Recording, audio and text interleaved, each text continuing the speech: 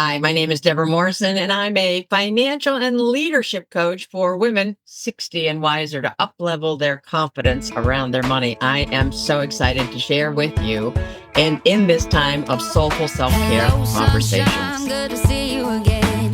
Had to walk out to let you back in. Stuck in a storm of a relationship. Lost my fire.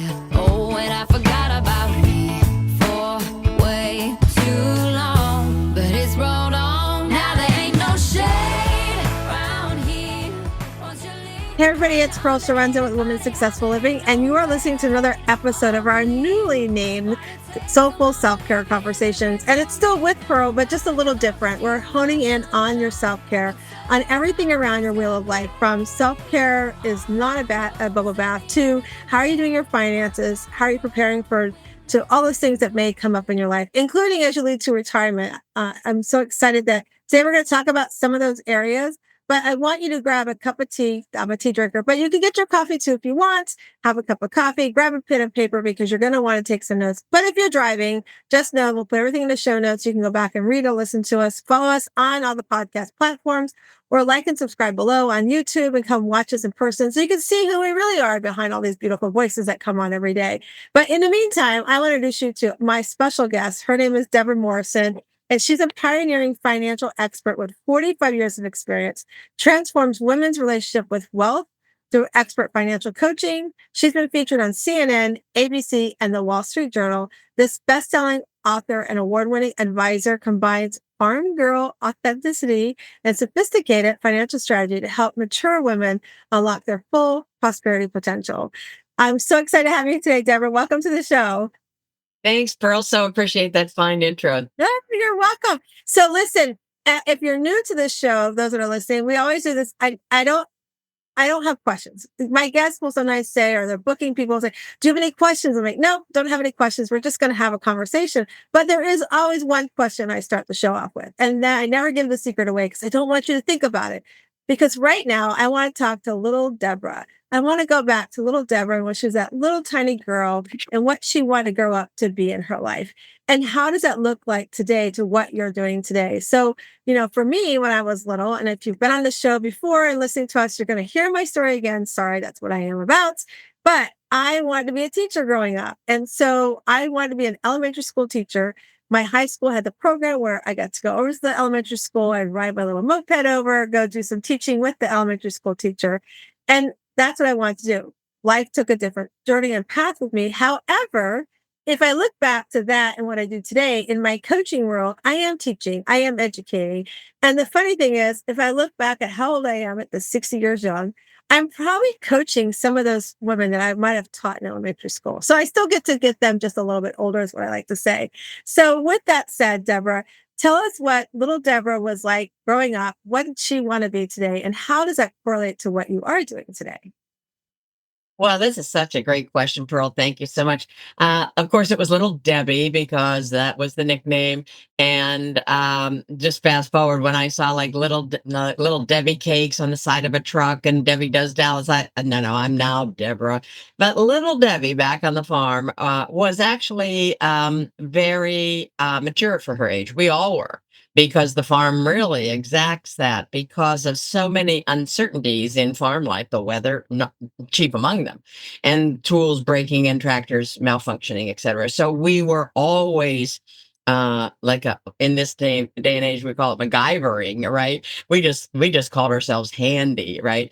And so I wanted always to make things work. And I was pretty good at fixing things, like the cows would get out and we'd have to go and fix a fence. And my sister and I would be trudging along through the ice and snow in our little gum boots. And I like looked at her and said, did you ever fix a fence before? And she said, nope.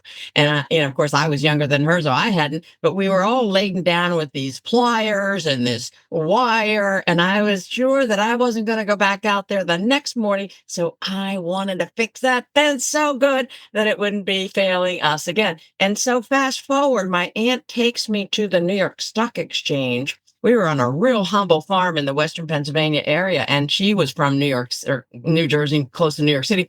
She comes out, takes us across the state, and takes us into Manhattan and shows us the New York Stock Exchange. I'm 8 years old.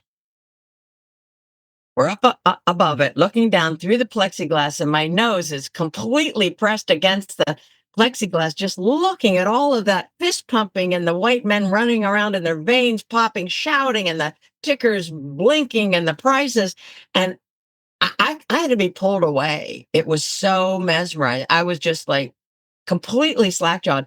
And I said to myself on that day, Pearl, I'm going to be part of that energy. And from that day on, I thought of money as energy. Fast forward, get a little business degree in college, fine, and wanted to learn investments. Of course, they weren't going to put any money into a girl in 1978, and so they said, "Why don't you just run along and sell life insurance?" They thought I'd be out the door in whatever the average life expectancy of a life insurance agent is, especially at that age, 6 days. And I led the agency. Not 1 year, 2 years.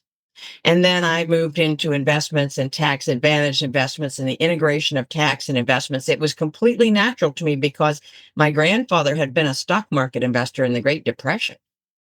And he had given us shares of stock. And I remember looking at his hands trembling as he handed me some shares of stock. And he said, "Debbie, don't sell these until you have to." He was not an emotional man. And I saw this hands trembling as a piece of paper. And I thought, oh, that's not just a piece of paper. So I was always intrigued with stocks. And I was always intrigued with how to have people work smarter, not harder. We worked hard in the farm, and so that smarter, not harder, really gets so much more high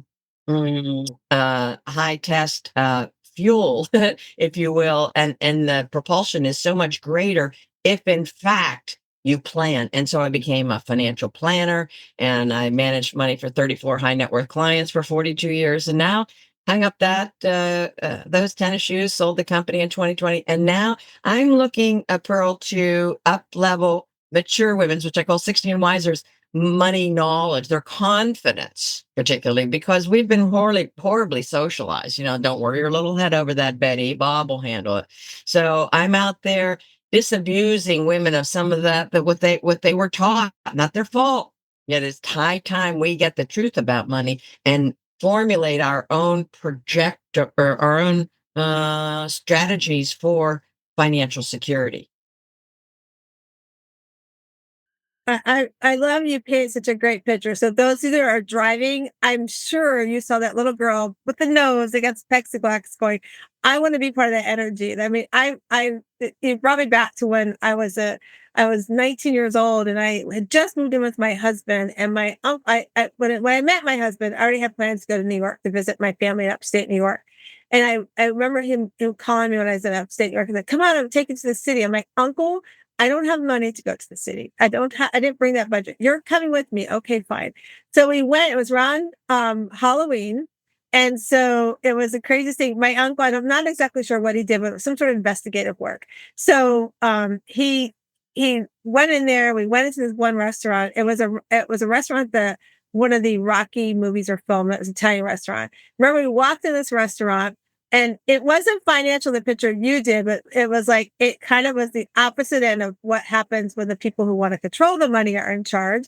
Because we walk in and here's this Italian man. He's got this beautiful blonde chick on his side. And we're like, okay, we're having dinner, whatever, appetizers. And then we leave. He's like, oh, come back to my house. I'm like, okay. So I'm like the sheltered girl, right? I don't understand that, we have mistresses and stuff on the side. So we go to the house and he introduces me to the wife. And I'm like going, oh, okay. So I'm like, something's there. So then his son is going to go to this Halloween party. He comes out dressed like Mr. Clean. He tells my uncle, I want to take your niece with me to the Halloween party. He's like, no, no, no, no. She's staying right here with me. She's my responsibility. She's not going where. I was like, okay.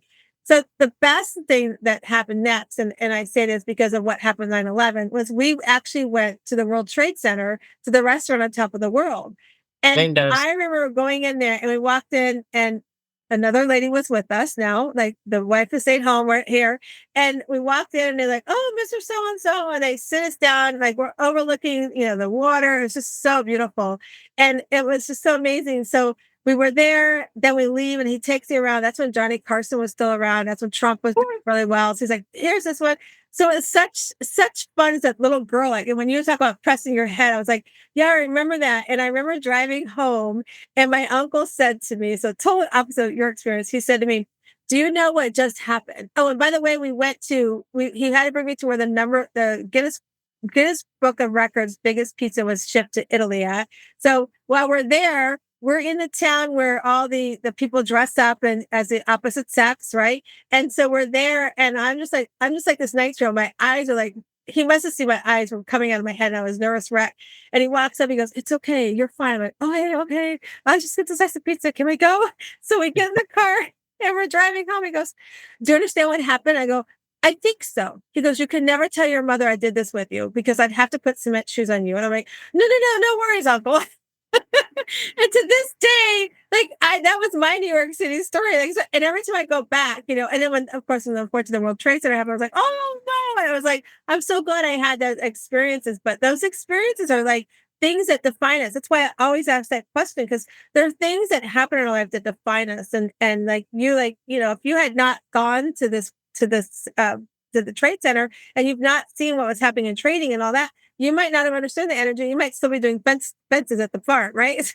I hope not, but it's possible. But then you think about when you gave that picture of your grandfather, and it was such a great picture. We have too many similar stories. It reminded me of my grandfather. Like my grandfather was very involved in my husband and I having children, and it was like for him, he came from a situation where he had to divorce my biological grandmother, and not by his choice. It was the things that she had done, and so he family was so important to him. And so when Chuck and he saw us for 10 years try to have a family, and we got the call to adopt Matthew, my husband couldn't come with me. And coincidentally, we adopt Matthew in California, where my mom and dad and my grandparents, he's now married to my grandmother. I call my grandmother live. So grandpa comes over to the house and he's like, I said, "Oh, grandpa, hold on. I got to get something out of my mom's room. I'll be right back. I brought something for you." I walk out with my son in my arms. And this is how our grandparents like know. I really feel like they know. I walked out and I said, as I'm coming, he goes, "I knew you had a baby in that room. I knew you had a baby." It was the most beautiful thing. And so when you were talking about that story of your grandfather, like handing you that, like it reminded me of like how much he was so wanting us to have a family. And so I'm thinking of your grandfather so wanting like that financial stability. Those are two big things that we You want for ourselves, right? And I Yes. think it's so paramount that we recognize that the generations before us, they worked that hard. It's so different today than when they grew up and they lived, but they worked that hard for us. And sometimes I feel like we miss that. And then also life gets crazy that, I'm 60 years old. Like we forget about how that's going to look after, we're done doing the things we love to do or working or what have you, that we forget that. And it struck me this year with the election. This is a political thing, but it struck me this year I didn't realize I was 10 years old when my mother was one of the first women when women got to be able to buy houses, open checking accounts, all that stuff. I'm like going, wow. In my head, I'm going, no wonder why. Because I would look back at my granny, I'm like, "Well, why did she do all that?" Well, my grandmother wasn't allowed to do the things we are doing today, and That's my mother was restricted, and she didn't get to do that till I was 10 years old. So she was like, she was, 30, not even almost 30 years old when she got to do those things. So it's so different. And so, like you were talking about, like the financial piece, like I remember, and my husband shows me today, he's like, "This is where everything's at. Like, we're involved in everything together." But many women still to this day don't do that. And they don't know what that fixing and being that money energy is going to look like when they are leading to a retirement and living at 60. I remember I interviewed somebody about talking about the mindset too, about the mindset around not just the money, but enjoying retirement. Like what do you want to do in your retirement age? So walk us through that. I love that you've built a successful business and did very well with it. And now you see this need and I often talk on the show when we find something that we see as a need and we have a tool that we can help somebody. I'm so glad, Deborah, you're the example of being like, we have to pay this forward. We have to share and not keep it to ourselves. So talk to us about how that came about for you and how are you doing that today? And we'll go in more about that too. Sure. And I too, I wasn't really thinking, I was thinking like, how can I retire now? I mean, like I'm so filled with energy and I also have quite a bit between my ears and that book knowledge interesting, but that personal knowledge, that hand in hand with my clients through the foreseen and the unforeseen. That's what separates the wheat from the chaff in my upbringing. And so what I was really so impressed with. I knew that from a book language. I got the certified financial planner. I got my master's degree, and yet when I saw people be dealt a premature death or the death of a child or early onset dementia, when they had the plan on which they could fall back and say, okay, it's not happening exactly as we planned. And so here are a couple levers we're going to pull in adaptation of where we are now. That is so much more freeing, and it ensures so much quicker and less angst filled success, Pearl, than having no plan. And so when people talk about, oh, this stock or that stock, and I don't blame people for talking about investments because a lot of the financial news is about the price variation every, millisecond in this stock or that stock. Well, that's interesting. But really, at the end of the day, what we want to wrap our head around is the gamut of financial planning, and most principally and prioritized area is risk management, Pearl, because I say one lawsuit can ruin your entire morning. So here we are, a lot of do-it-yourselfers over here, myopic about the Bollinger Bands and the 200-day moving average. And they would come to me, do-it-yourselfers, very smart, typically on investments. And they're sitting here with no umbrella liability policy, right? And underinsured even on their auto and homeowners with regard to liability, really basic stuff. And then, by the by, didn't have adequate life insurance in the event that either of the people, if they were partnered, or the individual, if they're caring for someone else, would have not, handed their survivors a horrible situation. Now, remind yourself, I was in practice on 9/11. Yes, I was. And I was right across. There was the only time in my career I wasn't completely self-employed. I was a partner in a billion-dollar firm. And actually, that I had just joined the firm, and that night, September 11th, was supposed to be my come and kick the bricks of the new firm reception, September 11th. So the tragedy struck. We all went to the hospital, gave blood. Useless. Everybody was dead. We came back, and four white men all looked at me in unison, and we are like, "What are we going to do?"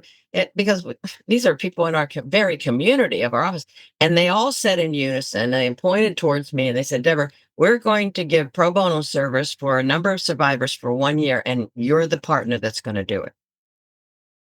Now, I had just merged my firm. There's so many new things, and holding my clients' hands to come in and maybe deal with the junior advisor. It wasn't easy just joining a new firm, a lot of moving parts. And now I'm tasked with this work that was just unprecedented. The tragedy was unprecedented. We couldn't wrap our head around it for weeks, months, and maybe not yet.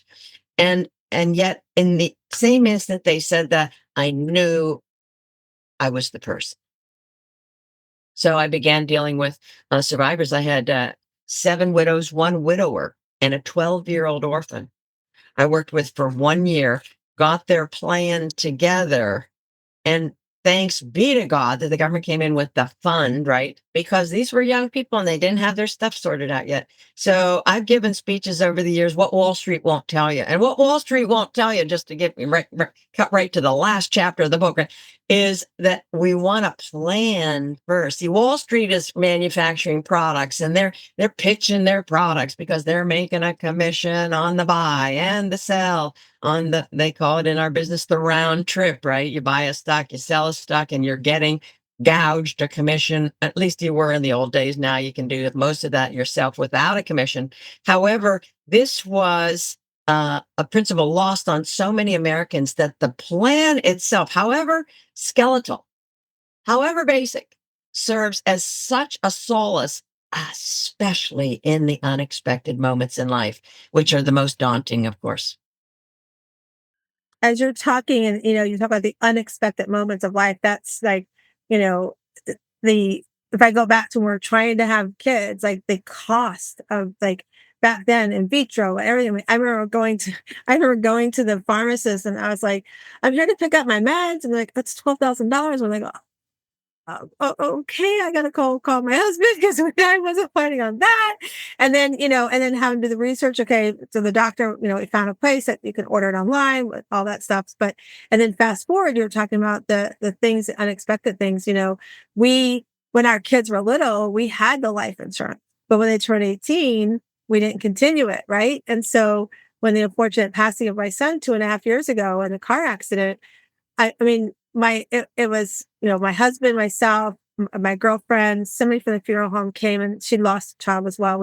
Her and I, Lisa and I both say to each other, we hate that we met the way we met, but we're really Yes, good friends and it's not a friendship we wish we had. But I ex- remember sitting there, it was myself and those two women and my younger son, Nate, who's like 2.5 years younger than he was 20, 21. And then my husband, we were sitting there and they're going through everything. This is the pre-stop. This is all the stuff like the to hold the thing and the food and da da da da. And then the next thing that they come in and they tell us, so this is the casket cost and all this stuff. I mean, you're in the sticker shock because you don't have that money. You did not, who thought you're gonna outlive your child? And we're Catholic, so we're sitting there and I was like, we just, deer in the headlights. So I remember my husband and I go out to the car and we're sitting in the car and I looked over at him and he knew that cremation was not something that I want. Like that's not, and we just looked at each other and he's like, and I'm like, I know, I understand. And I said, I just have to absorb it. I need to process it, the shock of all of this. And then I said, we have to call my mom. Like, we have to call my mom and let my mom know because of her Catholic faith and all this stuff. And, just wanted to like give her advance. There was some other stuff too, like whether or not we'd be able to have an open casket, things like that. So yes. I remember calling my mom and telling my mom. Now, my mom and I have had a strained relationship, and I believe God works and does things the way He's supposed to because we were working on our relationship. And so she was like, "You're not cremating my son, my grandson. I'm going to." She had just gotten a settlement, so she decided to give us. And we're like, "Mom, we can't pay it back. We're not in a position to do that." And she was like, "You don't need to worry about it. All of that stuff." So, we're so blessed that we didn't have to do that. But at the same time, I'm like, okay, we need to start planning for us now. Like, we cannot wait. My husband's 64, gonna be 65 this year. I'm 60, gonna be 61. Like, we have to start planning. And it's, there was a big eye opening for us. Like, wow, what do we do? And so that whole process. But I remember the next day, my younger son and I, we had to go to to the tow yard to get that personal stuff out of the car. And he picked me up part way and we're driving there. He's like, "Mom, like, what's that highway robbery about?" I'm like, "What are you talking about?" "All that money, like, and you got to pay it all up front. Blah, blah, blah, blah." They just go on and on. And I looked at him, I go, "Well, son, really, we should be we should have not stopped what we did for you and your brother. We should have kept that life insurance going because we would have been able to fall back on some of that. And also, this isn't like going and buying a car where you can make a car payment. And because if you don't make your car payment on time, they're not going to unbury you." So Right, he's like, right. he literally goes, "I didn't think about it that way." But so what you were saying is, you're right. There's things we don't think about. These unexpected things come up, and to be prepared. And I'm thinking like that 60-year-old woman, that's at home and she's listening to us right now and hearing us talking. I know that there's still some people out there that have no clue what happens in their financial world and their family. And I know that that's still existing today. And so, like, how do you help them understand? I'm going to go back to something you said when you're telling your story when you're a little girl. How do you help them to find that energy with their money? Oh, that's a great question. Well, first of all, no one is really liking to play a game they don't know the rules. No one likes to get into a conversation when everybody else knows the vernacular and talking about it, and you're so far outside, you don't even understand the words they're using. Such that I translate finances into English, bro. I bring in analogies to make money and money jargon less jargon and more about the money, more about the fact that this is a tool. This money is a tool, merely a tool. And so when I make analogies to women in particular, like you got a big spice rack or a big cabinet with spices, and there's a lot of wonderful spices, but you don't put the vanilla, however pure that vanilla is, you do not put that in a pot roast. And however great that cracked pepper is, you do not put that in a souffle. And so various spices, no matter their worthiness or their expense or their level of purity, It does not fit in with all of your goals. So I then say, since the last 80 years, when we've been measuring the performance of various large asset classes, bonds, stocks, real estate, stocks have done rather basically twice the return, 8 to 10% over the last 80 plus years than bonds. Bonds 4 to 5. So the point is that if you have a duration, a target, or whatever you're looking for as your goal or series of goals, which I want you to have number of goals. And so I have a beautiful goal timeline, and I just put vertical hash marks along a horizontal line. 0 to 12 months, 1 to 3 years, 3 to 5 years, 5 to 7 years, 7 years plus. For any goal 7 plus, Pearl, we want to be in something like stocks or real estate where there's an appreciation potential for our capital in addition to a dividend check. Because if we simply move and put our monies for retirement invested in bonds because the TV pundits were saying stocks are risky, they said the R word about stocks, but they only said one R word about stocks at the exclusion of talking about the return that the risk is the currency for. So risk is the currency for return, but the women haven't heard that. All they've heard is that's risky. You can lose your shirt, all of your money, and bonds are safe. Let me tell you, bonds are not safe and stocks are not risky. They're both overstatements. Can you make money in bonds? A small amount, yes. Can you have them as anchoring in your portfolio for a balancing effect? Yes. Should you send a bond to do a retirement job if it's 7 plus years out? No, no.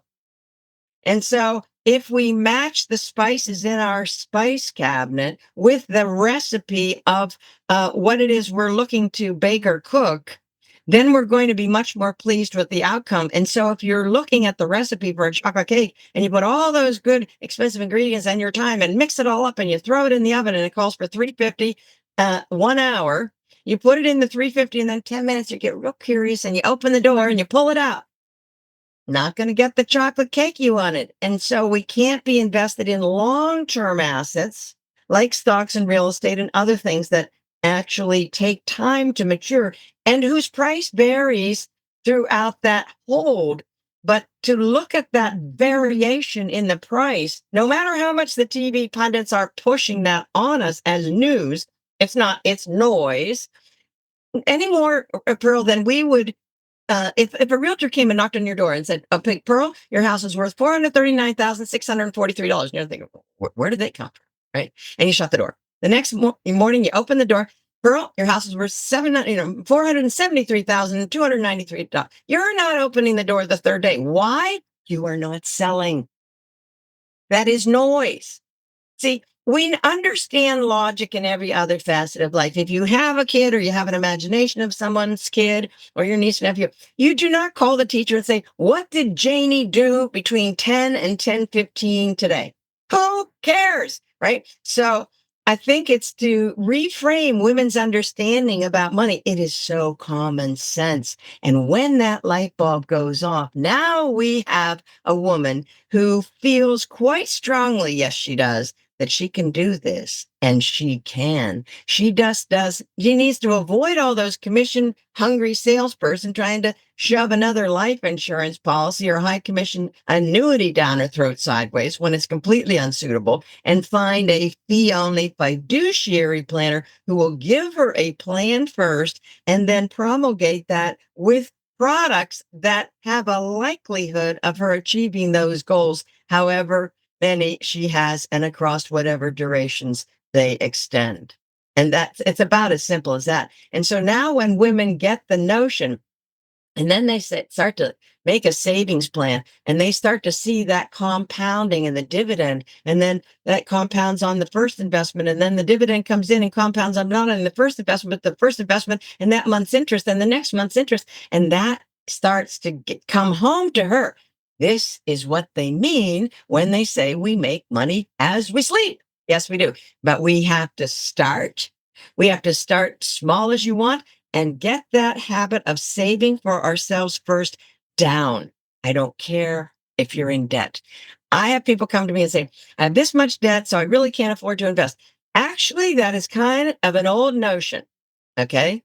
And a whole bunch of, financial experts excuse me, quotes in that talk about that nonsense. Here's the thing. I don't know how long you've been in credit card debt. Maybe a long time.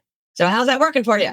Right? It's not. You keep having more debt and you keep thinking you're going to pay down your debt. And when you pay down your debt, you're going to start investing. Here's what happens. You're never going to change your behavior. The likelihood of that is slim to none and slim left out. What you're going to do is start a savings plan and you're going to put it, I don't care if it's $1 a month. And there are plans. Ping me. I'll tell you about a plan. I don't get a thing out of it. $1 a month. You're going to put that in. You're going to see it on the computer or your paper statement, and you're going to see interest earn that on that. And then you're going to see the next dollar come in, and the next dollar come in, and the next dollar come in. And you're going to sit a little taller when you open that envelope and you see you have $5 worth of investments because now you are actually taking definitive action. And you know what this does, Pearl? It causes you to reshift. And the next time you're thinking about hitting buy now and deliver to an Amazon locker 4 minutes from my house in 12 minutes and put more on my credit card, you're going to think, wait a minute. How about if I take that $17.90 or $79 or $700 and put that into my savings plan? And that proof will help you change your pattern. And that's called behavioral finance. And that's how some people make wildly successful pivots in the mindsets that they have either been brought up with, socialized with, adopted on their own, or what. This is about me giving women the truths about money, and it's all rooted in common sense. And I have a blast doing it. And these women are forever changed. They never look back. I love that. I love that, first of all, I love your energy because we need to find energy around money. And you describe that like I can see the little girl still carrying through that energy and everything. I think that's a beautiful thing. And you're right. I mean, there's that mindset of thinking, I've heard many people say, I can't do that because I got to pay that off. Well, and so when you start doing that shift, it's so powerful. I got for Christmas, I got this box.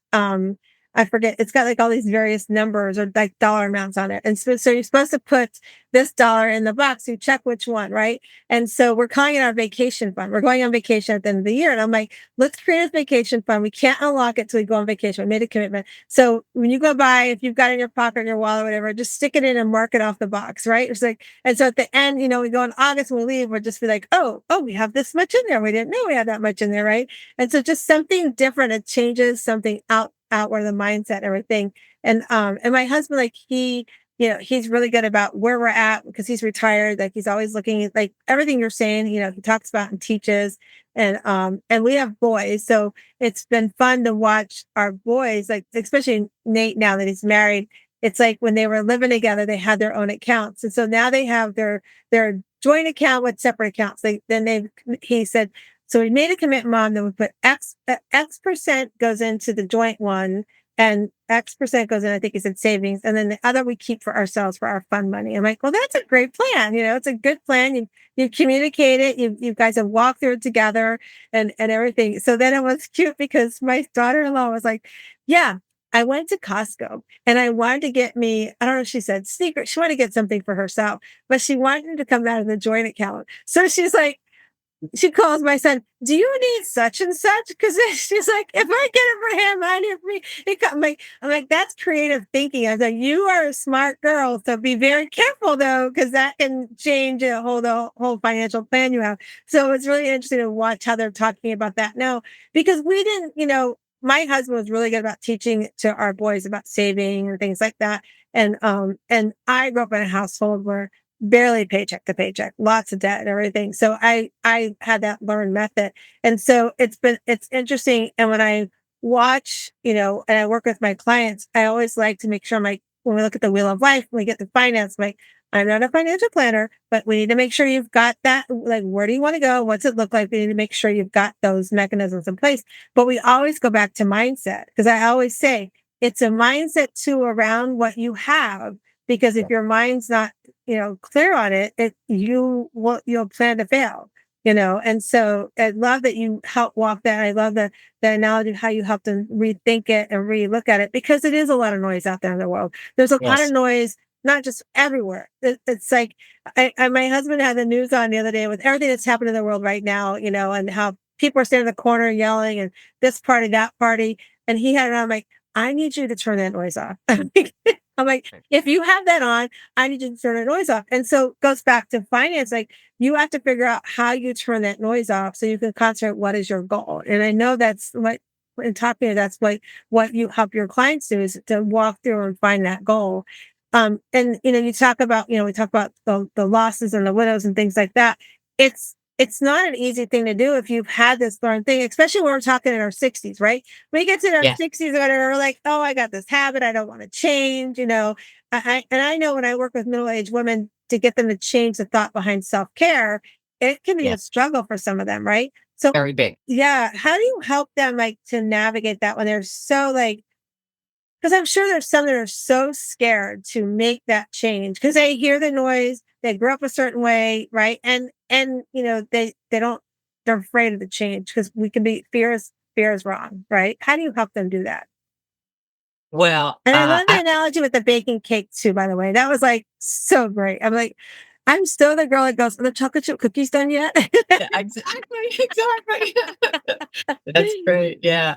Well, it's a you see, everybody has to have incentive enough to shift their patterns. This is the little kids, little kids want to grab everything off the shelves and put it, and then you're putting it back. No, Sally, you want that at the next aisle, right? Soon as Sally gets, she forgets that, she goes to the next aisle, whatever. She remembers it or she doesn't. We're like little kids inside, right? And so unless there's impetus to warrant us making a change, change and comfort don't really coexist. We really want to make a commitment that we're not as happy with the progress or maybe the lack of progress in this particular area. And we're so unhappy about that now we're going to be happy going forward simply because we're bringing it to our conscious mind and we're now going to direct it. We're going to be the choreographer of our own lives. And I always say, get behind the steering wheel of your life, your car, your vehicle, because that's when you have your power, right? Everybody talks about taxes, you feel like a marionette, the price of eggs. Say, hey, control what we can control. A lot of us can control a good deal of our budget in terms of spending. Sometimes there's less margin for error in terms of variance, in terms of income, but we can control a lot. And now if there's enough reward out there, like you're going to have this vacation fund. I mean, everybody that's, north of 50 remembers these Christmas clubs at the bank. At the bank, you start saving in January and whatever it was, 10. And then I think it was like November, because who was buying Christmas in July, right? We're doing now. But in November, you'd get the big check. It was a culmination of your 11-month savings and you'd go shopping. Well, hello. So the fact is, I make analogies to squirrels, Pearl. Here in the Northeast, squirrels running around August, September, their jowls packed with acorns because they know snow is going to come. They're not going to be able to find food and they're still going to be hungry in the winter. So I say, we got to be as smart as squirrels. Women start to chuckle. They come back to me years later, say, when you talked about the squirrels. Yeah, you can't eat all the nuts because you're going to have a habit of being hungry in a week. So the fact is, if we can imagine ourselves living, another 10, 20 years, now it may not happen. Okay. There's unfortunate, perils between here and there. Maybe death is one of them. But I always planned as a planner for a person to live to age 99 because a couple of my grandparents did, not in the 99, but into their 90s, right? Such that at age 80 is not the time to plan for another 6 years. No, because you don't have that time. You don't have that runway for compounding to work for you. All that money, making money while you sleep, that's compounding. Einstein called that the eighth wonder of the world. Smart guy. So the more we age, the less time we have for that making money while we sleep. So we want to step back and say, okay, now I'm going to project that I'm going to have money at this 5-year period, at that 5-year period, at that 5-year period. And then I have people think about their investments as fingers on a financial hand. And if you're lucky enough to have two hands, you'll have maybe, some fingers and some investments represented by fingers are doing well. And then other ones are not doing so well right now. And so then you look another 3 months and the fingers have changed position. That's a diversified portfolio. So no matter what aspect of life you're in, age group, whatever you're looking to finance, a special trip, a gift or something or else, you have to, you're not going to do this, but your advisor is going to look and say, hey, what our investments are doing great, right? And then if they're smart, they'll say, what's the tax cost of this dollar versus that dollar? They're both doing great. What's the tax cost? See, because now we're really talking about maximizing our return, right? So, but how do we get women to save for themselves? I'll give you an idea. A gal comes to a woman in real life, comes into my office, and she looks a little sullen, and she goes, I said, what's up, Bruce? And she goes, well, Johnny, my son, asked me for a loan, another loan. And I said, a gift or a loan? No, a loan. But you already gave Johnny a loan, and we even set up a repayment schedule. Did he repay that? No. Did he repay any of the loans? No. So here's what you're going to do. You're going to say, I just contracted with a financial coach, and she taught me the importance of me learning to be very, very smart with my money so that when I get older, I don't have to come begging one of my kids to live with them. And so she is very intent on me putting away monies in a number of different, 3, 4 different types of investments on which I can then rely as I age instead of being a burden on any of you kids. And I'm sorry, she's really forbidden me from giving out any more than loans. So I said, you think you can do it? She goes, oh, yeah. So she goes out. A couple weeks later, she comes back in. I said, so did Johnny get the money from somebody else? Oh, yeah, she says. I said, I knew that. Of course he did, because Johnny is going to figure out something for Johnny. But you can't blame Johnny if he's gone to this source all the time. And she just says, okay, even if her arm's twisted in the middle of her back, she's still giving forth. Like charities keep asking us for more donations because we've already done it. Okay, I'm not faulting anyone. And yet when she laid it out in those terms, Johnny was able to imagine he really wasn't eager to take his mom in either. So, baby, she better be following this financial coach's advice all the way. He'll figure his life out. And boy, that was a pivotal moment for her. She started to skyrocket. She, cut way back on her spending and just super turbocharged her investing. And I think she gained a couple inches. She just would always walk in my office proud as a peacock. She's got this thing. But I'm telling you, until something ticks in your mind that you're worth it, all the Standard and Poor graphs and everything about correlation coefficient and asset allocation and modern portfolio theory, you can put in a thimble and toss it over your left shoulder. Have you suffered enough with the uncertainty and the chaos around your money such that you're willing to take a different step now and actually engage conversationally in someone who speaks your language, be it me or another advisor who gets off that Standard and Poor and that number rat wheel in talking about something that appeals to you, which is you don't want to eat cat food from the 25th of the month to the end of the month. No, you do not. And you want to, as a matter of fact, on the extreme, you want to not only eat real human food, you want to have a little side investment, a little side stash into which you can dip to go ahead and visit your grandkids' music recital live instead of seeing it on Zoom. Now we're talking about what is it that really excites her, and that's going to have to be teased out of her because she has had all the hope tamped completely out. She is like robotic, right? And so I'd say to people, "What do you want to do with your money?" And they're like deer in the headlights. Okay, so let's say you probably don't want to retire or whatever you want to call later life with a lower standard of living than you're living now. No, no, no. Okay, so that's where we start. Now, what else? And then I send them out and I'd say, every time something comes in your head, I want you to write it down, write it down, write it down. And then pretty soon they'd come into my office. Well, we always talked about going to Hawaii, and this is what I would really like to do. Now we're talking about something. And that is the meaning, folks, of what this tool is designed to do. And the more we come to be in relationship with it, you do not see me kneeling down and worshiping this, but I'm in relationship with this. Yes, there are 10 of them for the listeners that are driving. There are 10 $100 bills taped together in a beautiful looking fan. They're real. And I have every comfort in holding them. Now, one last thing. Go to the bank, everybody. Get at least one $100 bill, maybe two, and put that $100 bill. Here's my smartphone, and I have a little case in the back, and you bet I have $100 bill right here. Maybe the focus bad. Here it is. It's all, folded down. I'm not spending that. But the feeling that gives most people when they have heretofore had a set point of a 10, that's just another zero. But the feeling difference when I'm walking around with 100, thank you very much. And maybe you go to the bank and get 200s. You carry one with you and whatever you're carrying every single day, and you tape the other one on the bathroom mirror, on the refrigerator, or something else, and you are not spending it. You are looking at that as the tool, and you are asking yourself and anyone that lives with you and your friends, what do I want that to do for me? And now we're talking, Pearl, about a return on our life, largely facilitated and made easier by more of the greenbacks.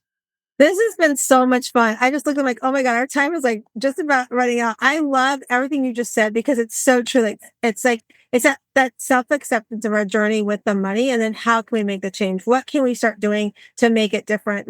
Whether it's like putting the $100 bill in our pocket so we walk and feel different, putting it on the mirror, all those things. It's so true. And also saying to our kids, it goes back to no is a complete sentence. You can say no as happy as you say yes, and saying to, that like she did to her son, and I always say it's always good to have somebody else to blame in your pocket. So I tell my Yes. clients too, I'm like, if you need to blame me because I'm telling you, you have to tell 10 people no the next week, then blame me. I don't care because I want you to learn and you have to do this to be the success you want to be. And so I love that you gave that analogy and tied that all together for us. So everyone's going to be asking like, how do I reach out to Debra? Tell everybody, we're going to put in the show notes as well. Tell everybody how they can reach out to you. And I think you have a freebie as well. We do. We do. I believe I gave you the team at wecandoitwomen.com email address, team, like a team. We are a team, TEAM at wecandoitwomen.com. And the freebie I'm giving out is a not so obvious, because you know me, I'm outside the box, financial planning essentials. So obviously you can go on Google and you can go on ChatGPT and you can pull out some stuff from the internet. And yet this is my mind dump. This is my mind dump of, hey, what were some little blind spots of the do-it-yourselfers in particular that came to me right later in life? And what were some of the lesser known tripwires? And so I think your readers and listeners will find it helpful. I think there's a baker's dozen, 13. I would rather doubt if anybody has all those 13 nailed down. That's never been the case. So go ahead and be the first one. I'll be happy to congratulate you. But the not so obvious financial planning essentials, it's a quick little front and back, I think, and it will give you some little ideas, and not going to take you around the base paths, but it gives you, oh my God, I hadn't thought about that. And now you're going to consult your professionals. And if you don't have a financial coach or a fee only fiduciary, no commission earned, that's the question you have to ask anymore, because people are calling themselves fiduciary, then they open up a new company and they sell insurance and investment products on which they earn commissions. This is the question you have to ask. If I do business with you, Mr. Advisor, and I, at any point in our relationship, buy a financial product, will you earn as much as $1 or more commission on any of those financial products? Or will you receive a kickback and a referral fee to any of the professionals with whom I will work? The answer is a simple no. And if the answer is anything but that monosyllabic no, period, run for the hills, get another person who will answer you no. And now they're giving you advice from between their ears, which is identical to your goals. And that is, my friends, how you will progress the most swiftly. You don't want to pay your broker's boat payment. No, you don't. We're going to put that all in chat so you can get the book and everything. And it's going to go on there. So we're running out of time, but we've got to do our question. So I'm going to shuffle the cards. You tell me when to stop, and we're going to have Debra answer the question. So tell me when to stop. Stop. All right. So yours says, how do I want to be remembered? Oh, wow. Well, I want to be remembered as the person who did it after being told this has never been done before, and the person whose tenacity took her to all ends of the earth to think outside the box to come up with a solution because hopelessness does not exist in my book. Hopelessness does not exist in my book and thinking outside the box. I love that. I love your energy. I love all the conversation today about money. I want to thank you so much for being on the show. And I want to remind our listeners that as you come into this world, you are a heart oyster on the outside. You've got a lot of things to do to open that up. But as you do, you're going to find your energy inside and you're going to find your inner pearl to greatness. And I hope you go out today and you have an amazing rest of your day and find a new way to think about money. Okay, if you guys did not get a ton of energy, I mean, I'm walking off of this episode with so much energy and to think about a different way of thinking about money as well. I'm 60 years old and having a different way of looking at it is so imperative. And what we talked about with Debra today is exactly what I want you to take away from that. How are you feeling you're part of your financial wheel of life? What are you doing to spend time on that? What are you saying no to that's going to enable you to feel like you have that financial stability you're looking for? What things are you doing that you need to cut out? When she said the Amazon thing, okay, you guys, I'm going to be real and honest here. I have an Amazon at my door almost every day. I'm like going, ooh, I should stop doing that because she's right. That amount of money I could be investing into my vacation fund or other ways. So I just want to encourage you and inspire you and hope that your energy around money got a little bit of a shift today. And remember, you are an amazing Shiro. And if you don't feel like you are on a path to becoming stronger, happier, empowered, radiant, and original self in your self-care, I would love for you not only to click and subscribe below and follow us on all the podcast platforms, but book a call with me today. I would love to help you set up your roadmap. Have a great day.